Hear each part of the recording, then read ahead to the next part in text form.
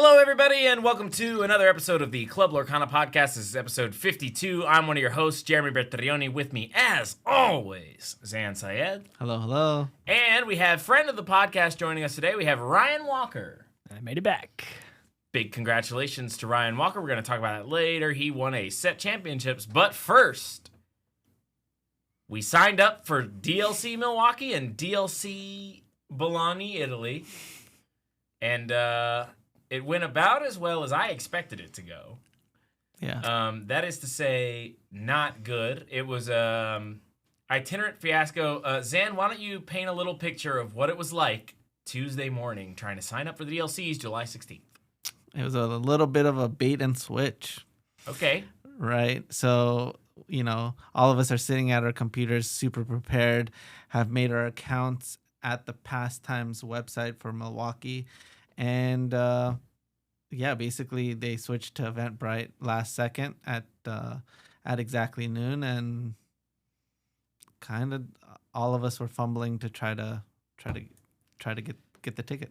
So my morning started when Justice, Lorcana Justice, friend of the space, he messaged me at 11:04, and he says the tickets are live on Pastimes website right now. Ryan, how'd that go for you? What a miserable experience. What a terrible time. I took off work. I work 6 a.m. to 11, thinking if I say I'm leaving at 11, I'll actually leave at 11:15. Walk in the door to Jeremy's text of the tickets are live. So it started off just terrible. And then we basically sat there for 45 minutes, refreshing on a 502 forbidden screen. Yep. So by the time Bologna opened up, we had basically written off whatever was happening with Milwaukee, right? Forget that. This site's working. Let's get our Bologna tickets. And it was the easiest thing I've ever done in my ticketing experience life, right? Go into Fanfinity, click the things you need to click. We're done by 12:04. Maybe even a little sooner. And then we get a message on our group chat that actually there's an Eventbrite page for DLC Milwaukee instead of the Pastimes website, which isn't working. And I said, how are we supposed to know about the Eventbrite page? And it turns out that if you followed the Pastimes Discord, they announced 2 minutes before they went live that there was an Eventbrite. So the 12 people following Pastimes Discord got tickets, but by the time we got in there at 12:05... I think, honestly, not generous to us. I think we got in around 12:02, 12:03. Yeah, 12:02. They were showing for me as unavailable until they showed us sold out. Well, I got them in my cart 3 times. Yeah. And was unable to close the deal because the website kept crashing. I was able to get a ticket thanks to Lorcana Justice for Milwaukee on like the first minute of Pastimes going live at 11:01. That's going to be what I say to everybody. And and I ended up getting a ticket as well, but it was a fierce battle. I don't have a ticket if anybody wants to message me on YouTube. Still looking for a Milwaukee ticket. Ryan's looking for a ticket. It's a premium extortion opportunity, but we all got tickets for DLC Bologna. I'm excited for that event, but I mean, do we want to say Pastimes or Ravensburger? I think that Ravensburger's kind of done us wrong enough time. I mean, people are quitting the game over this. Sam, what's your reaction to that? Yeah, it's true. Someone who had bought one of my World's items decided not to buy them because they have officially quit the game, and that was like I felt like that person was a really devout fan, and if that type of collector / person is like having such a bad experience, then it should definitely be alarming. I'm usually just like, yeah, everything is good, everything is great, like let's move on with our lives. But the bait and switch was kind of unreal. Bait and switch is unreal. Some people say unacceptable. This is our sort of first introduction to Pastimes events as Lorcana players. I just think it's really hard for me to get into the headspace of the person making that decision. I always try to be really empathetic to staff, right? It seems like if somebody says in the office, okay, our website's down and the ticket sales went live an hour early, but we shut most of them down, we can make an Eventbrite real quick as a pivot I would say, okay, hold on, calm down, let's take a breath. I think switching to Eventbrite is horrible. Let's switch to Eventbrite, but give like a 48-hour notice. That way we have time to really make the Eventbrite robust so that it's not bottable. And then also people will just know when to sign up and they won't have such late notice. That being said, they did sell out. So maybe they're right. No. It was going to sell out no matter what. The way that it should, I mean, they can just like, they could have just had everything, right? Like they could have been like, the website's not actually down. We just realized that both of our ticket sales were going up at the same time. So we decided that we're going to give you extra 24 hours and we're going to make them go out the next day. I think everybody would have, like some people would have been like, oh, that's not that great. But everybody would have been super happy about that and been like, oh, they thought about the fact that people trying to get 2 tickets at the same time is annoying. So we have an issue. There's going to be problems when 40,000 people are vying for 2,000 tickets. There's always going to be these types of problems, right? Yep. Would you like to see something like a lottery system implemented for the DLCs in the future? I mean, moving forward, what do you want to see? No, I don't want to see that. You don't want to see a lottery system. I do like this. I do think that this is the best way to do it. I mean, to be honest, they could be giving it out to stores. They could be making people play for it. I don't know what the best way to do it. This seems like a little bit more in the sense that you have to be present, you have to take time off, you have to do it. Like literally, I was at the office and I woke up early, went to my computer, signed on, made sure everything was working correctly, then went to the office, and then at 11 o'clock, obviously we found out what was going on. My accounts were not logged in. So I ran back home because I was like, those accounts are already logged in. And that just felt like a whole fiasco. And since we've done this like 6 to 7 to 8 times before, I felt like I was experienced in this. The fact that they like created a new obstacle was insane. But if it was the same as last time and I didn't end up getting a ticket, I would have been okay with it, right? Because it's kind of like everybody's like in this internet frenzy for a ticket and you're just trying to be as prepared as possible. It feels like it's a little bit more in your control than a lottery. I feel like lottery would make me feel like it's more abusable. Like people, someone who's in charge of the website is just handing it out to whoever they want to hand it out to. Somebody could get inside the lottery system. Do we not feel it's a little bit ridiculous that you sitting here, one of the 20-some people that just went to Disney World to play in the World Championship, didn't get a ticket to Milwaukee? I do feel like that's ridiculous, but I feel like that's like the rich get richer type problem, and I don't think that appeals to most people. And so I'm like never gonna just try to fight for that. I think that if they're like, yeah, we want to treat the people who've arguably dedicated the most time traveling to all these tournaments some type of reward for not having to get in this fiasco, that would be cool. But if not, you know what would honestly be cool? If they had like, you know how when you go to a restaurant, they're like, oh, you've eaten here 5 times, here's like a stamp. I see where you're going. Yeah. Yeah. Like if you've been to all 6 NA DLCs, I feel like you should get like a priority pass into the DLCs. Like you're dedicating so much time. It's like loyalty points essentially, right? Like if you've been to 6 DLCs, you're X amount more likely to get a ticket. Yeah. I think we're dealing with like a pretty fundamental mathematical issue here where way more people want tickets than there are tickets. There are venues in the United States that are capable of handling way more people. I think the tournament is really rough, but I think the math right now is just not right on how big these tournaments are, and maybe this is going to be really unpopular to say, but like how much they're charging. I think that if you can find a way to make 4,000 people work, but you charge them all $100, there's no way that's not profitable somewhere, right? There's a convention center in Plano, Texas that can seat 15,000 people that they could just book out. I just want to be clear. Are you saying they should charge more per ticket? I just want to get clear where your stance is.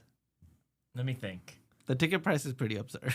It was 75 per Yeah. The competitor. first thing I think is that they should book bigger venues that can hold more people Mhm. and host bigger tournaments. Whatever that looks like. It could be a 4-day tournament that's split up into a couple different flights.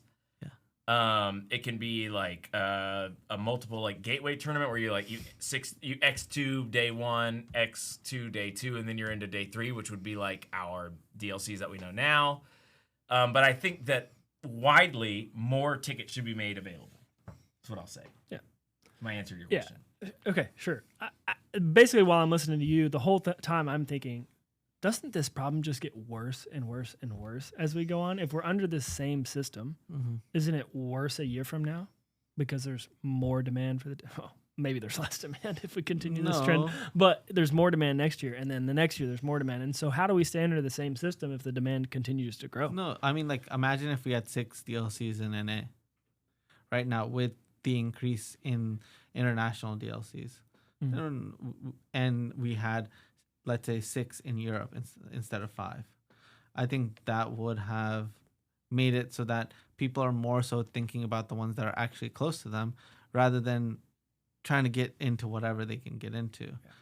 But right now, people are like, there's no difference between, I think, Richmond, Wisconsin, and where's the other one? Chicago? No, I wish. I don't think they did good great cities like they did in Latin. There's one more. I forgot where it is. Seattle.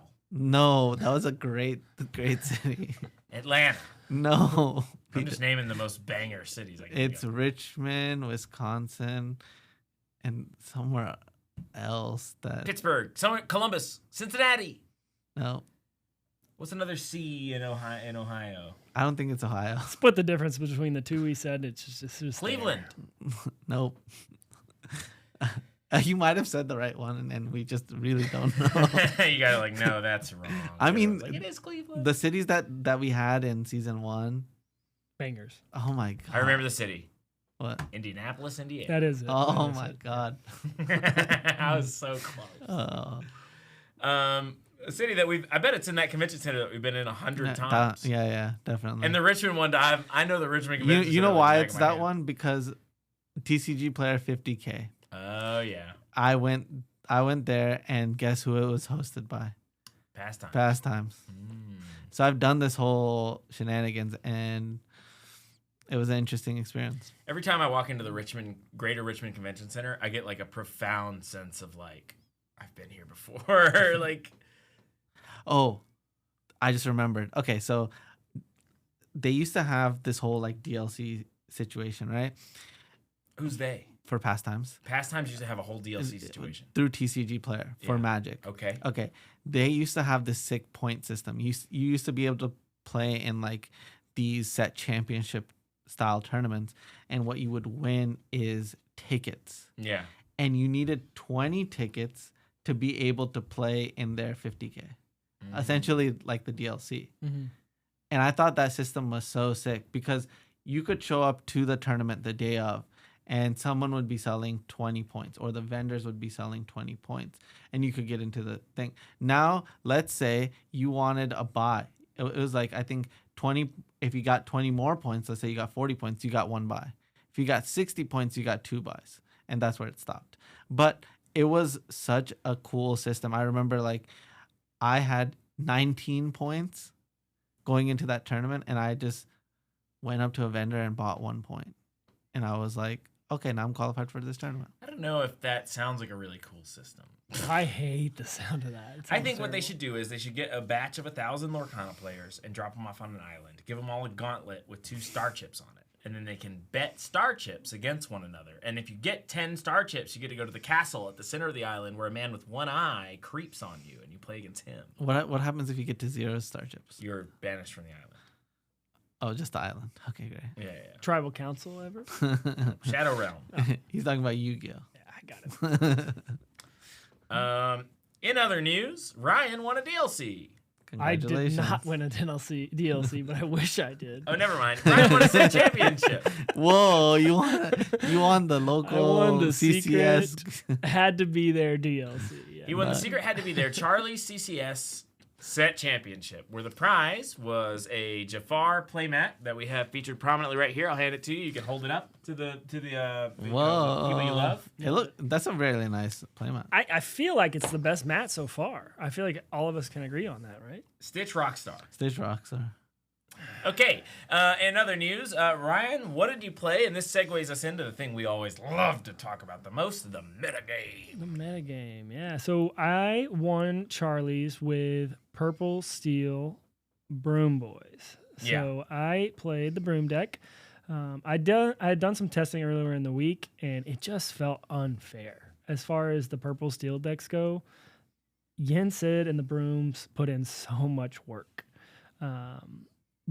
And I've played a lot of Purple Steel at this point as well, right? I mean, we've played Purple Steel. What's the location where Dwarf Mine? We played Purple Steel, just kind of fair. We played Purple Steel, Jafar, and I got really comfortable that Purple Steel Brooms was doing unfair things. Nice. You get to a certain point in the deck where you've done enough card draw and you've done enough early questing that your opponent just can't stop you from winning. Right? I've got my trump cards in Cobra and Goat that the game is over.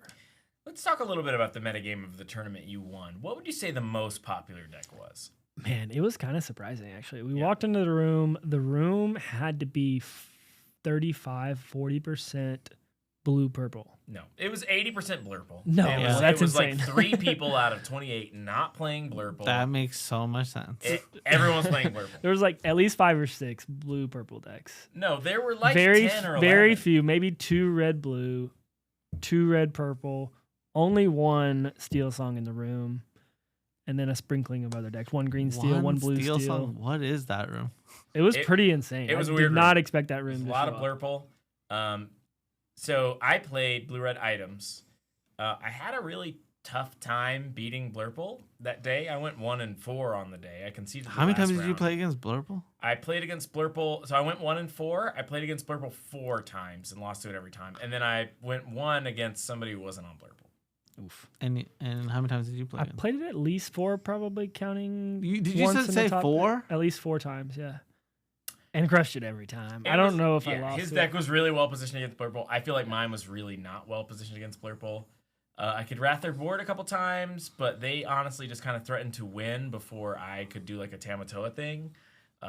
So I just ended up losing, and they drew 1 million cards and kind of tricked on me all day, honestly. Interesting. I could see how the matchup should be good with red-blue. Maybe I'm just like doing a really bad job of playing it. I had a bunch of times where I would wrath their board, but then I feel like they would just put like 4 or 5 lore on the board and have 1 million cards in their hand. And I was a little far away from Tamatoa taking the game home since I was playing blue-red items. Yeah. And there was never really an opportunity for me to get like Iterum lore. So like sometimes I would scrape off a game here or there basically on questing with Sisu into Sisu type stuff. But if I didn't have that, it was pretty tough for me to beat blurple. I don't know what I'm missing. I might be missing something. You need Maurice's Workshop. If you don't play Maurice's Workshop, then they're just a blue deck that draws more cards than you. Yeah, and maybe I got a little unlucky on the day. I remember I was winning a lot of games where I would be like, okay, this is the turn where I'm gonna like kind of take off and draw as many cards as I can with popsicles in the workshops or whatever. I would do well in those games, but it didn't always happen, didn't always come together. There was, of course, games where I did draw with workshop, but I couldn't like afford to take the time off and they would just kill me. Maybe they had a really aggressive start that game for whatever reason. Yeah, the version of items that you were playing depends on Maurice's Workshop a lot, right? And so if you don't have Maurice's Workshop, I don't know, did you play How Far I'll Go? No. Oh, okay. That makes a huge difference. To be fair, I brought him How Far I'll Goes. You played no didn't Grammatologist either. Correct. Okay, yeah. So basically, that's the only other way you can gain card advantage. Yeah. If you don't have Maurice's Workshop on turn 3, 4, or 5, like when you have 3, 4, or 5 ink, then you're gonna lose pretty much every time. Okay. And so the way that you mitigate that is you play How Far I'll Go, and then you slam Tamatoas, and then put in a dime or a workshop. I didn't know that. Yep. So that's what's going to happen. But like the thing that you were trying to trade with was the Mauis, right? And the Mauis are really good against what the meta has typically been. Yeah, this was an extremely abnormal meta. Exactly. So I don't think that your choice was wrong. I just think that that room was just Weird crazy. room. I would say my toughest matchups were my red purple matchups. I had a red purple against Kendall that was really tight. Came down to a game 3. I loved my game 3 against Kendall. Was it like a Maui Shark version? Yes. It was a Maui Shark version with Pirate Slice, a lot of evasives. Yeah. So I would say, like, for example, your Brooms version Mhm. is the worst matchup for that deck is Jeremy's items deck. That's I would have beat that guy up, I think. Super bad matchup. And so, like, for example, I played Purple Steel, and what I realized was if I play the Dwarven Mine version, it gives me 2 good matchups. It gives me a better blue red items matchup because I don't lose as hard to Sisu and I diversify my threats. Mhm. Number 2 is it makes your green purple matchup a lot better. And so because a huge thing is you can't remove their things. The other matchup you're making better is Diggy Hole, like because you have a way to remove their stuff, and when someone plays Pete, you can still do stuff. Now, if you have just a 1/3 that quests for 3, that ends up doing nothing in that matchup. But obviously, if your objective against every player is I need to turn my guys sideways, and these guys have to be the max amount of lore, then obviously the deck that turns guys sideways 100%. so like I basically think that your result would have been not different if you had played what do you call it, Purple like Steel Mines. yellow steel Diggy Hole. Essentially I was like, I think your result would be almost identical. Interesting. The big difference I feel between those two decks is how much at the end of the game, like instant lore gain you have, right? Like Yellow Steel doesn't have that besides like this one-off Darling Deer you play sometimes. Like I can just goat bounce, Cobra bounce, Pete lock you out of the game. Like Yeah, but Scoop. its early game is just way quicker. It's got a good early game. Purple has such a good board game as well, though, right? Like after my 1-drops in Yinse, like I can fight for the board so well. Yeah, but you also didn't play against any blue-red DKP styles, right? No, not in that one. But in testing, yes. And I actually felt pretty good into the blue reds. Like we just get such an early start that it makes it's it close. really, really It difficult. all depends on the Pete. If Yeah, you have the you Pete, could just Pete lock them at the end, right? Yeah, but mainly items you did not play against that. But like it was like a pretty not normal field. For sure. But I do think that the Purple Steel deck is like I think Purple Steel is one of the top 3 decks that can win any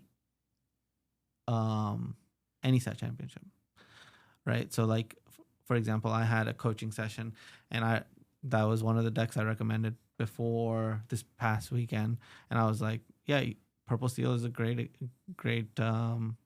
choice for this weekend. I also recommended Amber Steel, and then Blue Red was my final recommendation, but it all depends on what the room that you're walking into is, right? Like if you think that your room is going to be Amber Steel, then your Purple Steel is just like maybe slightly better. And then if you're going to be walking in with Purple Steel, you could lose to some versions of Amber Steel. You definitely lose to songs. That I think that matchup is really tough. Really tough. But you get to play Pete 1,000 times. Well, you only have 5 bounce spells. And 4 Petes. 4 Petes. That's a lot. I know that I'm going to be playing red purple at my next set championships because it has a really good Blurple matchup. And in Atlanta, that's what matters. Blurple. You got to beat Blurple every time. Don't you just go and beat Blurple at its own game? You were the Blurple guy a couple weeks ago. I don't know if I was the Blurple guy. I played Blurple. I did really well with it, and I beat the mirror a lot. But I said that Blurple had no good matchups, and I still mostly think that's true. It didn't win, right? No. It had like an 80% of the room and it didn't win. It wasn't the final. It went to the finals against Ryan Walker. But that was a bye. Crushed his dreams. Nice guy. So what would you play moving forward? Red Purple. It's great against Blurple. Maybe the best deck against Blurple. Or maybe Yellow Steel, which is also really I mean, the good best deck against Blurple is obviously Jafar Wheel. No. Oof. That's not right at all. That's a take.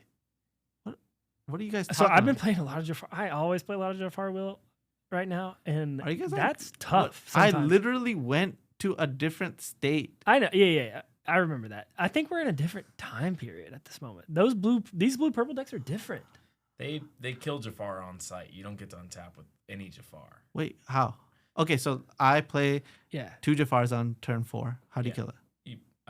Well, I can also one of them and kill it. And then I untap Uh-huh. Jafar and wheel. Now what?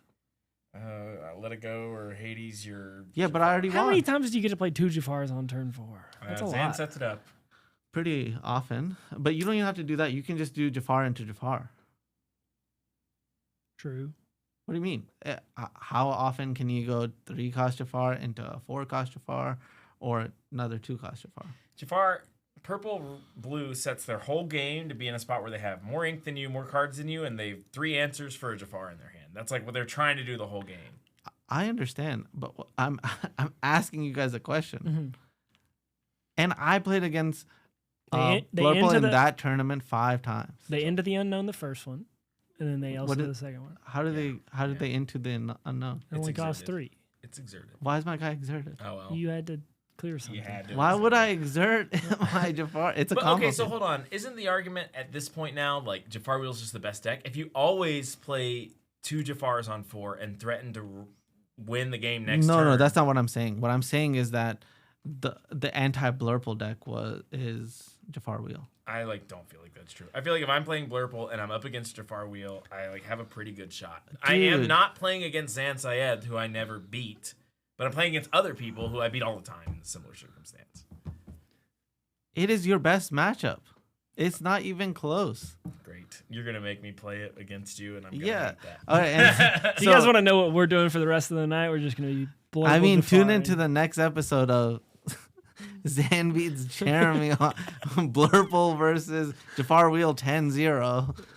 Jeez, man. I mean, it's not about the play. I'm telling you, you play perfect. I play perfect. Jafar Wheel wins.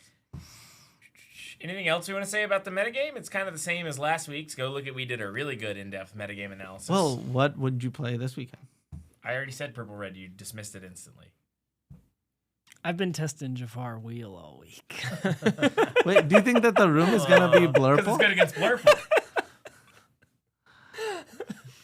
I mean, obviously he's playing Purple Steel Brooms. I'm not going to play it again. It's kind of once you win with it, it's like I want to. No, gonna I do don't something believe else. him. I'm like, okay, Ryan, Pencil him in. By the way, we're going to Gubu this weekend, and it's 2 back-to-back set championships there. One upstairs, one downstairs. They have 2 stores technically. Yes. Yeah. So So it's Gubu Games. Gubu Gubu Hobby and Hobbies. Gubu Games. Yes. So we're gonna be playing in both, and so I have to beat Ryan twice. Then I can have 3 mats. That's gonna be nice. Have you won one with me there? I have taken a mat home with me with you at a set championship. I've beaten Zan in a set championships before. That's just true. It's true. We were on the Amber Steel Mirror. I was so dead, and then I played a Cinderella and just said hold, and it did. He had 15 cards in his hand. He was like, "I can't believe I can't kill this thing." I was like, "Once that's- again." Blah, blah, blah. Classic. It was so fun, so good. Zan hated it. He really did. You said you played a Cinderella. Yeah, remember that was how I beat you in the set championships. We were on Amber Steel Mirror, and I played a Cinderella against you. 7 mana, or 7 ink. That's not what happened. Shift 5. Yeah, it is. No. So what happened was me and you go to a set championship. He doesn't tell me, and he plays blue red. No, this is a different one. This is the one at Atomic. The one at Blue Red, I'm not counting. Oh, okay, gotcha. Yeah, I wasn't there for that one, and I'm glad I Oh wasn't there. yeah. We were playing the identical 70, and then we played again in top 4, right? And you won. Oh yeah. I was hoping you were. I was wondering if you thought I was going to shy away from that. You beat me in top 4, but I didn't win a set championship. But it was I will say, identical 60 card mirrors are my lowest win rates. For sure. Interesting. You're just bad when it's skill testing, I guess. It's not skill testing. I lose the die roll. Yeah. Good. Yes, I lost the die roll against you, Yeah. and then I was on the draw against you in top 4. Right. Yeah, it was tough. That was my toughest match for sure. So I think that's about it for the metagame. We can move into miscellaneous. I haven't even said what I'm gonna play. Nobody cares what you're gonna play in set championships. What do we think about like blue red DKP? Probably in a pretty good spot, especially if you think it's good against Blurple. I don't know. I don't think it is that great. They have a lot of answers to what is it called McDuck Manor. Zan, we see the same people at all these Atlanta ones. It's gonna be Brian, Ace, all these guys. They all bring Blurple. So your deck needs to be good. All of them Blurple. are playing Blurple. They're all playing Blurple. I can't explain it. Your deck needs to be good against Blurple. How's Green Steel? Pretty good. Sometimes not good. You're better at it than everyone else. If I'm playing Blurple and anyone's playing Green Steel, I think I'm gonna beat them unless it's you. Yeah. Okay. What about Diggy Hole? Diggy Hole's really good against Blurple. I think so too. Yeah, it is. So then why are we not considering that deck? We thought it was the best deck going into Worlds. I've tested some Diggy Hole this week. At the end of next weekend, am going to Las Vegas to play in the 3,000 person Star Wars Galactic Championship. Wait, you're not gonna be there this weekend? I'm gonna be there this weekend. Okay, cool. But I'm saying that when you talk about thoughts of the metagame, I'm like locked into 59 of my 60 in Star Wars. So you're playing this deck. It's called Zanakin. I am playing Zanakin. Okay. So if you were playing Zanakin, what Lorcana deck most closely resembles Zanakin? Dino Zan. No. What Lorcana deck, though? Oh, that's the Marvel Snap deck that most closely resembles Zanakin. I guess Green Steel. Really? No That's way. the deck. No, it 100% is modeled after Green Steel. Purple Steel, Diggy Hole. No, What's no. the answer? No, you're right. Yeah, Green Zanakin Steel. is Green Steel. I wasn't being sarcastic. Xanakin is Green Steel. Yes, exactly. You're 100% correct. Okay, so I should play Green Steel this week. It's like a combination of Green Steel and like yellow green because it has a Pillage. which is discard 2. Yeah, you You choose- have forgotten me. You choose a player and they discard 2 cards. I almost always choose my opponent. In fact, I think I have always chosen my opponent. Yep. But there's this card called Force Throw. You want to talk about that card? We think it's the most busted card in the game. I think for Star Wars. So Star Wars has banned a couple of cards. They're all yellow. Yes. They have a really tough time with yellow. Ryan's a little upset because he used to play mono yellow Han Solo. They banned my whole deck. Yes. I just don't own reel it Star in, Wars. reel it in, reel it in. What we're trying to do is if this card existed in Lorcana, what would happen to it? It would get banned day Okay, one. so now talk about that card. What does it do? Okay, so you choose a player. Yes. That player discards a card. Yes. If you control a force unit, Yeah. then it deals damage equal to the cost of that card to a character, and you get to pick which one. Okay. Now imagine if that card existed, but for pirates. Or sorcerers. Pirates. Okay, pirates. Because pirates is Green Steel. Play an action that's not a song. Choose someone to discard a card. Deal damage equal to the cost. 1 ink, you discard a card, equal to its cost, I get to deal damage. If I have a pirate. By the way, my deck's all pirates. The pirates would become the best, like one of the best decks. That card would get banned immediately. Well, I think that it would actually be introduced in a healthy way. Oh. Because it's saying like you have to play pirates. And pirates are like not even in the tier list right now. Sure. And I like that. They did a good job associating it with like a card type. Yeah. Except for they pick like Jedi, which is every card in the game. They said force unit, so it works in black and white decks. Yeah, no, that makes it even better. It's like it's almost like Floodborn. Or yeah. Dreamborn. Yeah, it's pretty close to that. Storyborn. No, Yeah. Dreamborn. It's like a Bucky type mistake. It's pretty bad.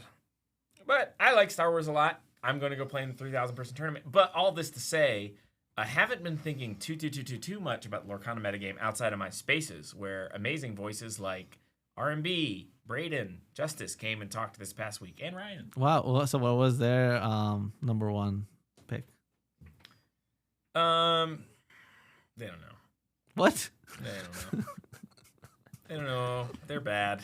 They don't listen to them. What? Braden played green steel. No, he played green purple. Oh, they're both on green purple with no Diablos. That's the answer. Okay, what Which is about? wild. Okay, so you said that's Brayden and Justice. Yes. Okay, who's the third person? DKP said that he would play What? blue-red DKP. Okay. Dang. Okay. World champion plays namesake deck. Okay, great. I'm trying to. Okay, so how did they do with green purple in their set championship? Pretty well. I think Justice lost in the finals, and I think Brayden won his. I could be wrong about that, but I think he won his. That's strong. They like not playing Diablo. Yeah. Yeah, I felt really good this weekend. Anytime I saw Diablo, I was really comfortable. But green, purple, no Diablo, I think would have probably given me some trouble. Green purple, no Diablo would have given you trouble. And they're calling that like green purple tempo. Mm-hmm. Kit bounce. Get bounce. No action cards, really. I can't play that deck. Well, people love it, Zan, so that's what's going on. I wish people here played it. What do you mean? I want to beat them. No one plays it here. People here play Blurp. I don't know if That's like a much. It's like such a difficult deck to metagame for because it's like so beefy. My thing is, I'm down to gentleman's agreement. We all play Blurple, and we just agree to get in there and throw elbows with everybody. Try to get 2-for-1s, find a good spot for your finders keepers. Dude. Genies are kings. If you genie first, then you get the genie Elsa. I know what you're doing in retirement, bro. What? You're one of those people that's gonna go to the slot machine and do that every day of the whole weekend. I don't like slot machines. That's what you're saying with Blurple. No, you get to throw tech cards against each other. You can play They Never Come Back. I can play Ice Spikes. Ryan can play some dumb card that nobody likes. Probably the Anna and Elsa split cards. So, yeah, I know, but the metagame development of Blurple is like, okay, who plays this 8-mana ward thread? Oh, you're on Radigan. Nice. That's smart. I don't want to do that. Don't you want to just play a fun game with your friends where we're playing Blurple against Your each other? definition of fun here is not fun. No. How rude. How rude of you to say. Well, I just don't want to next be playing a 9-drop that has ward, but quest for 10. Ooh, that'd be a good card. Yeah, I know. Let's talk about, we can get into our miscellaneous section now. We've talked about the metagame to death. We got some tinned fish, you promised. We also got a shout out. We have an anonymous benefactor send us the keys to the kingdom pins. Yes. Why don't you talk about that? Basically, we went on the Keys to Kingdom tour where we got to see the secret tunnels under the Magic Kingdom where the employees were. This tour is famous for giving a pin, but since our tour was paid for by Ravensburger as part of the World Championship program, and it was an abbreviated version of the tour, there was no pin available for us. We talked about that on a podcast, and an anonymous benefactor made the magic happen and sent us 2. And yeah, I mean, it's very touching, and I honestly couldn't believe someone would do something so nice, and just wanted to thank them. Yeah, I'd like to thank them too. They sent a letter that was just really nice. On the other hand, I'm going to go ahead and distribute these. So we've been into tinned fish this whole time. Ryan recently went to Portugal, which is the tinned fish capital of the world. So Ryan, talk a little bit about the tinned fish you brought for everybody. I have bought a Tricana imported trout, smoked trout from Lisbon, Portugal. Nice. I went to like a tinned fish apothecary, basically. Where Oh it was my nothing gosh. but tinned fish everywhere on the wall. You know what's so frustrating about that for me is I'm the one that got into tinned fish, and I called Ryan, and he was like, ooh, like on a cracker or something? And I was like, come on, bro. Get into tinned fish with me. And then the next week, he went to Portugal, the tinned fish capital of the world. He's sitting on a big tinned fish throne. He sends me a picture. Yeah, it was awesome. I'm like, what the heck? It was so awesome. So from the United States, I brought Fishwife. This is slow smoked mackerel with chili flakes. Yes. I gifted a tin of this to Zan's father, who ate it and said it was the best tin of fish he ever had. Ooh. Wow. Pretty high praise. Yeah, my dad did say that. I heard him say it. This is, you said with chili flakes? Smoked mackerel with chili flakes. Okay. Put in Spanish olive oil, wild caught in the Northeast This fork is kind of... You got a bad fork. I think me and Ryan are splitting a fork. We went to a restaurant before this. No, we didn't. We went to a place that had cutlery before this. Wow, you guys didn't even invite me. We had to get the cutlery. All right, so I guess we're starting with the. I think we're starting with the. What'd you bring? Trout. Smoked trout. Smoked trout. Look at It looks Zan, really look at the good. fillet. It looks like a literal just smoked trout in a can. If we right? don't have an episode next week, you know why. Zan is extremely skeptical. Can you slide me my fork? Zan is extremely skeptical about tinned fish generally. Wait, what about that for? That's Ryan's or something, or yours. Ryan tried some of this trout. Slide over to Zan. All right, what'd you rate it? Give it. You take your bite. You rate it. Rate first on appearance. I mean, it looks like fish. But it has a great can. It's got a sheen to it. The can's presented well. It looks like a solid fillet. Yeah, the vibes that fish is giving off out of that can are immaculate.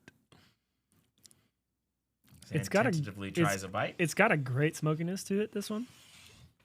Oof, almost lost the trout there. Smoky flavor is there on the scent. We got an amazing sheen on the skin. Sheen is good, yeah. Doesn't break up too easy, which is good news because I want this. If I'm eating trout out of a can, I want it to be firm and have a little bit of give to it. You don't want the whole crumble, yeah. I'm also just a huge trout fan in general, though. Like, I'm a big fly fisherman, so anytime I can eat trout. Yeah, Jeremy says that all the time, but he's being facetious. I'm being serious. I love to fish. The smoky flavor's there for me. It's trout, so it's a little more firm than your average sardines in a can. Boneless. I would say that's a good 10 of fish. Okay, what would you rate it? So we're rating it on a scale of 1 to 10. Yeah. 7 is banned. No. 7 is banned. No, it's not. Ryan, break this tie right now. 7, banned or not? No. Don't do that. If this can of fish wasn't a 7, I would ban 7. But Yeah. absolute 7. I'm going to go ahead and give this an 8. I think the smoky flavor is more than you're getting out of an average. Can we add a point? Like 7 point? Yeah. Rookie scores only have 7. Yeah. You see why we got to ban 7? Everything's a 7 if you scale 1 to 10 and 7's allowed. Well, I think 7 is a good starting point for me because this is my first 10 fish. True.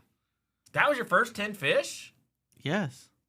Okay, now we're going to move on to the Fish Wife Slow Smoked Mackerel with Chili Flakes, and Zan will have a comparison point. So, Ryan, you opened it last time. You opened it this time. Talk about your impressions as you open the 10 fish, because some people don't watch and they just listen. Is that supposed to be a good sound? I hope it came through on the mic. It was a great sound. Okay. Interesting. You can definitely see the chili flakes in there. It doesn't have the can appearance that the last one had, though. The last one had a great can presence. So what type of oil do they use? Olive oil, usually. This is Spanish olive oil. Usually. Oh, nice. Okay. We got 2 little fillets in here, though. 2 fillets of mackerel. Slow smoked chili flakes. This is my favorite 10 of fish.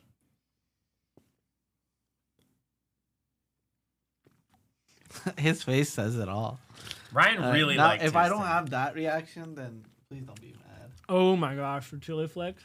They're good, right? And whatever they've done to that oil by sitting in there for however long they've been in that can, I get it, Mr. Syed.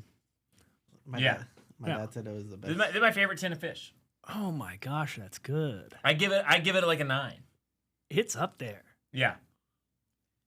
Oh. And we're testing these because these might be the perfect tournament snack.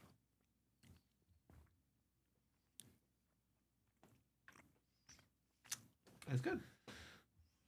Anything else you'd like to say about it? It kind of pops, right? Yeah, I'll give it a rating after. Okay. It kind of pops when you hit the palate, right? You've had this one before. Yeah, this for me is mostly just Remembrance. Remembrance. I give this one a 9. I think it has an amazing flavor. It has 9 point what? Sorry? 9 point what? 9. 9.9. No, I'm giving it a 9. Oh, just a 9. Oh. I'm leaving room for like some of the more expensive or some of the Portuguese imports to be like really blow me away. I haven't experienced a better can of 10 fish than this. And actually, you know, Q Sir Hill, Yes. Lorcana player here, he lost his round. He came outside. He ate some of this mackerel out of a tin. As an opponent, and his opponent walked out and said, "Hey, I'm leaving, so I just told the judge that you won it." And got in his car and drove away. And Q was like, "This is the perfect Lorcana snack." Yeah. It's like it's my fishbone quill. So it just literally gives you wins. I can't speak highly enough of this one. I think it's got an amazing bite to it. We can finish up these 10s after the podcast. But Zan, that was your first 10 fish experience. We avoided sardines, which are kind of the classic sort of du jour. How would you rate 10 fish? I mean, they're great. I'm not sure how much I like them for the tournament. I'll tell you why. Because of my breath. No. We tested it. I think I have bad breath right now. I think I have fish breath. Interesting. Did you walk into the room with bad breath? No, I don't think No, you did. I- We have water bottles. Do you think that would clear up your fish breath? I don't know. The thing I would need to pair with this is gum. Okay, Like- but you want to have gum anyway at tournaments. Okay, now compare this to like beef jerky. That's like the trade-off, right? Aren't those the two things? Aren't they like in the same category for? These taste way better than beef jerky. Better than beef jerky. Beef jerky like goes bad too. You can keep this forever. That is good, but bad breath. And you can keep it in your backpack. You can travel with it. It's not just like a loose little bag or whatever. But you got to eat it in that as soon as you open it, right? Oh, yeah. Yeah. One of the big downsides for me was you got to carry something to eat it with because you can't have fish fingers. The rest of I the wish they tournament, had right? like little spoons. Ooh, That would be crazy. that'd be Yeah. crazy. They could go on top. I've invested in my own fork, my travel fork to eat my sardines. Oh, really? with. Yeah. I wish there. Does anybody's pocket knife have a? Fork? Some Yeah. people's do. I was in Boy Scouts for a long time. Some people whipped out the old fork. I don't have a fork one. Sad. Okay, I'll give my ratings now.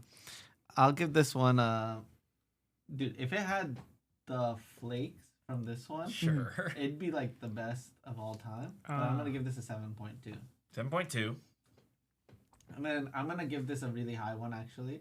I'm gonna give it a 9.4, but it can be readjusted to a 9.8, based off of other fishes I tried. He hasn't tried very many, so it makes sense to me. See, I can't even let it break the 9. That's got to be a 9. No, That to me is the definition. of breaking a a 9 is like a huge thing. Okay. This is what I'm gonna say. If like every other can tastes like this, They do. You're in. That's about right. Yeah. then I'm gonna be like, oh, there's a lot of 9s here, and then I can recategorize that for an 8.8. Oh, no. Every other can of that tastes like that. It's Yeah. No, consistent I'm across talking cans. about.